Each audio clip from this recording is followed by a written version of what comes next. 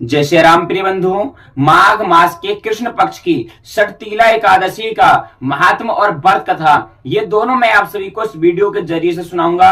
और जो व्यक्ति यह व्रत नहीं कर सकते हैं, यानी कि कहा जाए कि जो व्यक्ति एकादशी का व्रत नहीं कर पाते हैं किसी कारण बस, तो अगर आप सभी इस एकादशी की कथा को सुन लेंगे तो आप सभी को व्रत करने का फल प्राप्त हो जाएगा। और आप सभी अगर इस व्रत को करते हैं तो आप सभी को 1000 अश्वमेध यज्ञ करने का फल प्राप्त होगा। जय श्री राम प्रिय बंधुओं, मैं पंडित कुलदीप मिश्रा शास्त्री स्वागत करता हूं आप सभी का आपके ही अपने YouTube चैनल में। तो प्रिय बंधुओं, कथा आरंभ करने से पहले उस परमपिता परमात्मा का कुछ पल के लिए ध्यान कर लिया जाए। आइए आप सभी भी ध्यान कीजिए। बोलिए बांकी बिहारी लाल की जय। कथा आरंभ होते ही सुनो वीर हनुमान, राम लखन सिए जान की सदा करऊं कल्याण। मेरे प्रभु राम जय जय राम। बोलो राजा रामचंद्र भगवान की जय। एकादशी मैया की जय, एकादशी महारानी की जय। तो प्रिय बंधुओं, सबसे पहले आप सभी ध्यान पूर्वक होकर के और एकांत होकर के ध्यान पूर्वक एकादशी का महात्म सुनिए।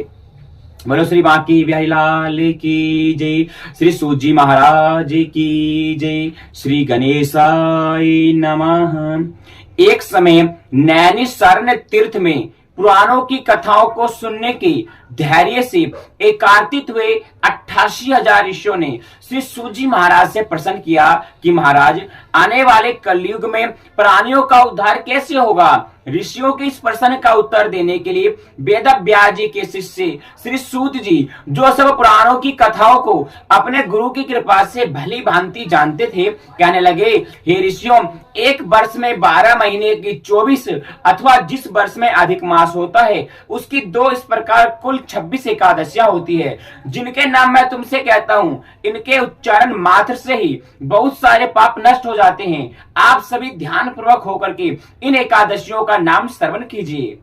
पहला उत्पन्ना, दूसरा मोक्षदा, तीसरा सफला, चौथा पुत्रदा, 5वां षटतिला। जिस एकादशी की कथा आज आप सभी सुनने जा रहे हैं, इस एकादशी का नाम षटतिला एकादशी है। इस एकादशी का नाम षटतिला क्यों पड़ा, इसको षटतिला एकादशी क्यों कहा जाता है, इसके बारे में इस कथा के जरिए से जानेंगे। तो 5वां षटतिला, 6ठा जया, 7वां विजया, 8वां आमलकी, 9वां पापमोचनी और 10वां कामदा, 11वां बरुथनी, 12वां मोहिनी, 13वां अपरा, 14वां निर्जला, 15वां योगिनी, 16वां पद्मा, 17वां कामिका, 18वां पुत्रदा, 19वां अजा और 20वां बामना, 21वां इंद्रा, 22वां पापानकुशा, 23वां रमा, 24वां देव प्रोबधनी, जिसको हरि प्रोबधनी, देव उठोबनी इन नामों से जाना जाता है। तो 24वां देव उठोबनी, 25वां पद्मिनी और 26वां परमा। इनके श्रवण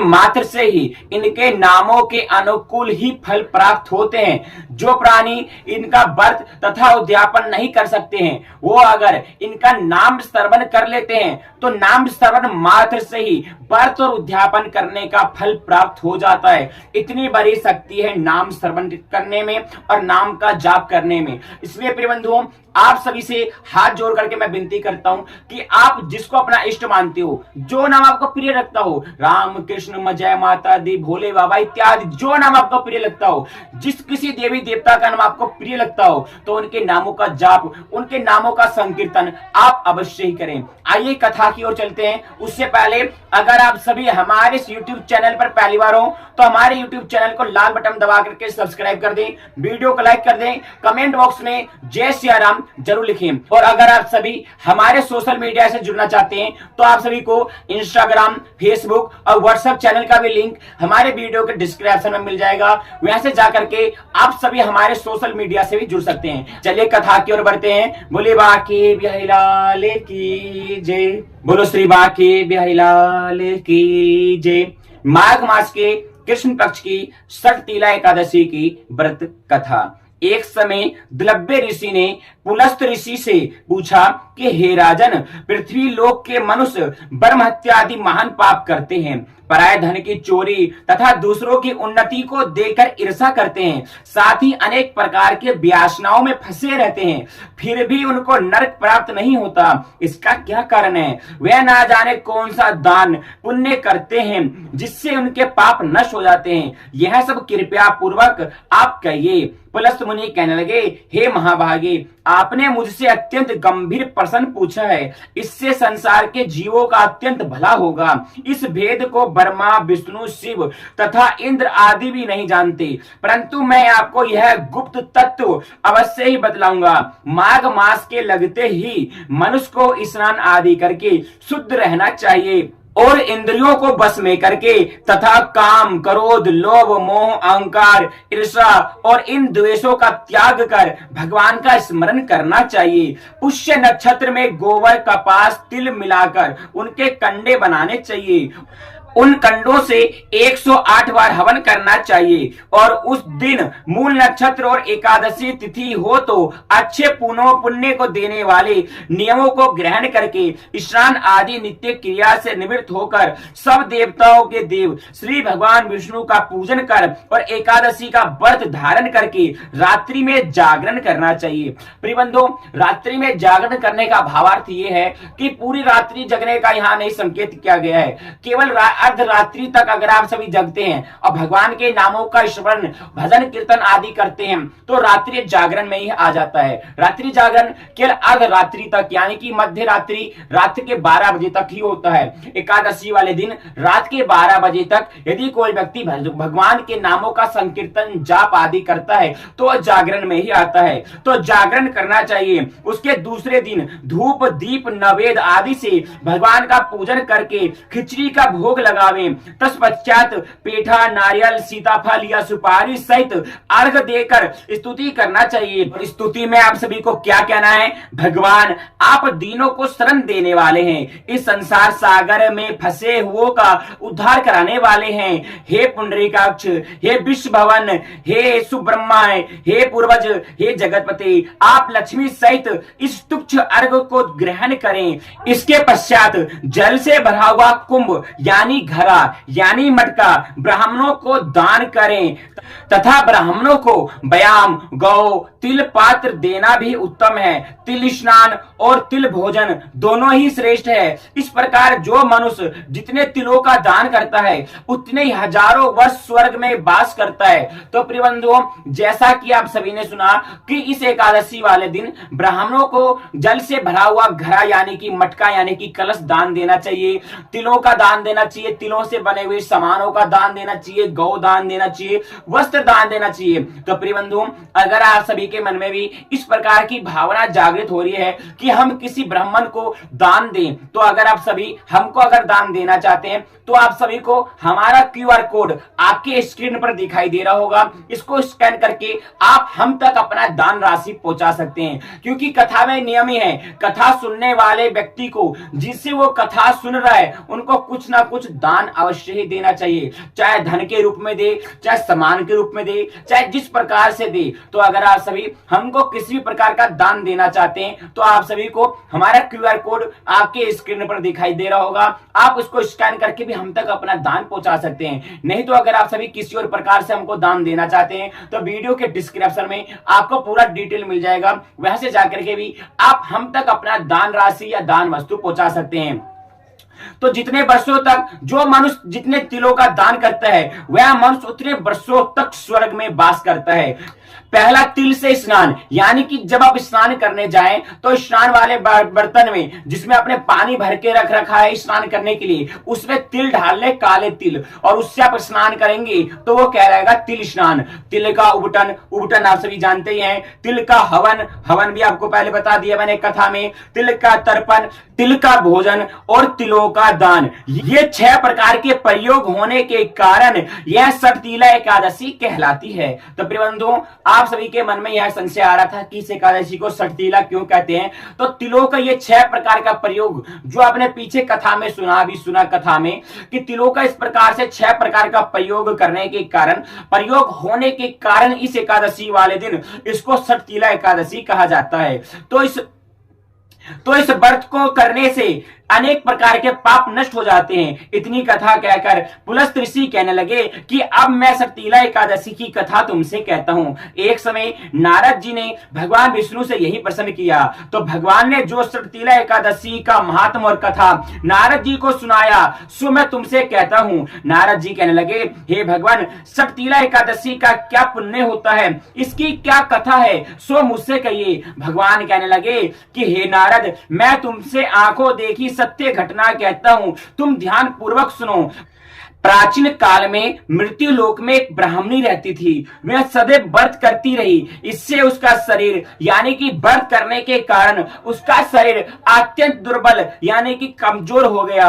यद्यपि वह अत्यंत बुद्धिमान थी, परंतु उसने कभी भी देवताओं या ब्राह्मणों के निमित्त अन्न या धन का दान नहीं किया था। इससे मैंने सोचा कि ब्राह्मणी ने व्रत आदि से अपना शरीर शुद्ध कर लिया है, अब इसको विष्णु लोक तो मिल जाएगा, परंतु उसने कभी भी अन्न का दान नहीं किया है, इससे इसकी तृप्ति होनी कठिन है। ऐसा सोचकर मैंने एक भिखारी का रूप बनाकर मृत्यु लोक में इस ब्राह्मणी के पास गया और उससे भिक्षा मांगी। वह ब्राह्मणी बोली, महाराज आप यहाँ किस लिए आए हैं? मैंने कहा कि मुझे भिक्षा चाहिए। इस पर उसने एक मिट्टी का ढेला मेरे भिक्षा पात्र में ढाल दिया। मैं उसे लेकर के अपने लोक में लौट आया।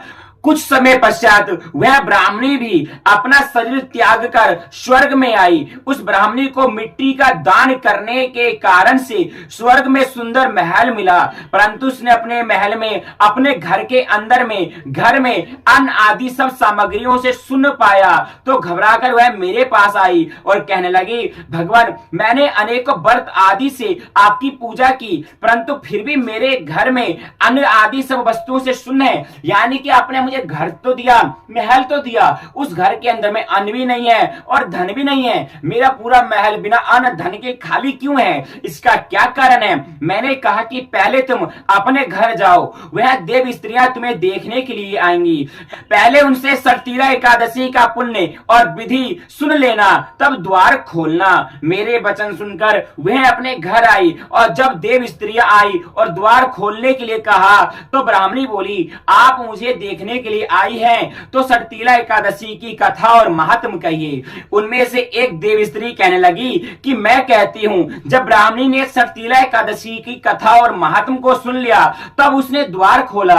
देवगणाओं ने उसको देखा कि ना तो वह गंधर्वी है और ना ही असुरी है, वरन पहले जैसी मनुष्य है। उस ब्राह्मणी ने भी उनसे कथा अनुसार सटतीला एकादशी का व्रत किया और इसके प्रभाव से वह सुंदर रूपवती हो गई तथा उसका घर अन्न धन आदि समस्त सामग्रियों से युक्त हो गया। अतः मनुष्य को मूर्खता त्याग कर सटतीला एकादशी का व्रत और लोभ ना कर तिल आदि का दान करना चाहिए। इससे दुर्भाग्य, दरिद्रता तथा अनेक कष्ट दूर होकर उसको मोक्ष की प्राप्ति होती है। तो प्रिय बंधुओं, जैसा कि आप सभी ने कथा के माध्यम से सुना, मनुष्य को मूर्खता त्याग कर, यानी कि काफी लोग सोचते हैं कि मैंने व्रत कर लिया और मेरा हो गया।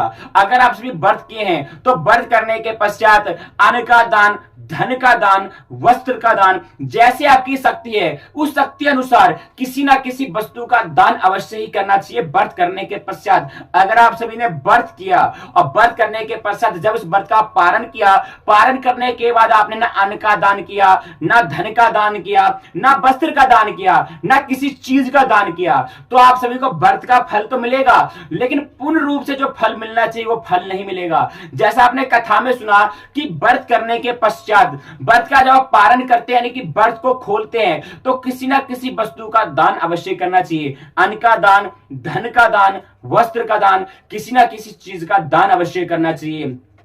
जैसा आपने कथा में सुना कि ब्राह्मणी व्रत करती थी लेकिन दान नहीं करती थी। दान ना करने के कारण जब इसकी मृत्यु हुई, मृत्यु के पश्चात जब इस स्वर्ग लोक में गई, इसको सब कुछ तो मिला लेकिन अन्न और धन और वस्त्र नहीं मिला।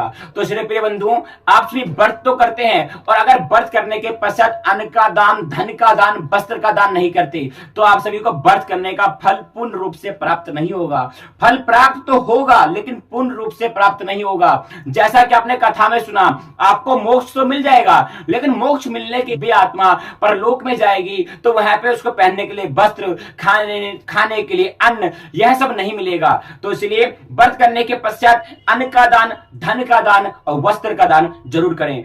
तो प्रिय बंधुओं, अगर आप सभी अपने हिस्से का कुछ दान हम तक पहुंचाना चाहते हैं, या वस्त्र के रूप में, या अन्न के रूप में, या धन राशि के रूप में, अगर आप सभी किसी भी प्रकार का दान हम तक पहुंचाना चाहते हैं तो आप सभी को हमारा क्यूआर कोड आपके मोबाइल के स्क्रीन पर दिखाई दे रहा होगा। इसको स्कैन करके आप हम तक अपना दान राशि पहुंचा सकते हैं। अन्यथा अगर आप सभी किसी और जरिए से दान हम तक पहुंचाना चाहते हैं तो वीडियो के डिस्क्रिप्शन में पूरा डिटेल आप सभी को मैंने दे रखा है, पूरी जानकारी दे रखी है, वहां से जाकर के भी आप अपना दान हम तक पहुंचा सकते हैं और पुण्य के भाग्यशाली बन सकते हैं। और इस एकादशी वाले दिन दान जो कोई मनुष्य करता है उस मनुष्य की दुर्भाग्यता, दारिद्रता और सभी कष्ट दूर हो जाते हैं। तो प्रिय बंधुओं, इस एकादशी वाले दिन व्रत करने के पश्चात किसी न किसी वस्तु का दान अवश्य करें। और अगर आप सभी को मेरे द्वारा प्रस्तुत यह वीडियो पसंद आया हो तो वीडियो को लाइक कर दें, कमेंट बॉक्स में जय श्री राम जरूर लिख दें, चैनल पर पहली बार हो तो चैनल को सब्सक्राइब कर दें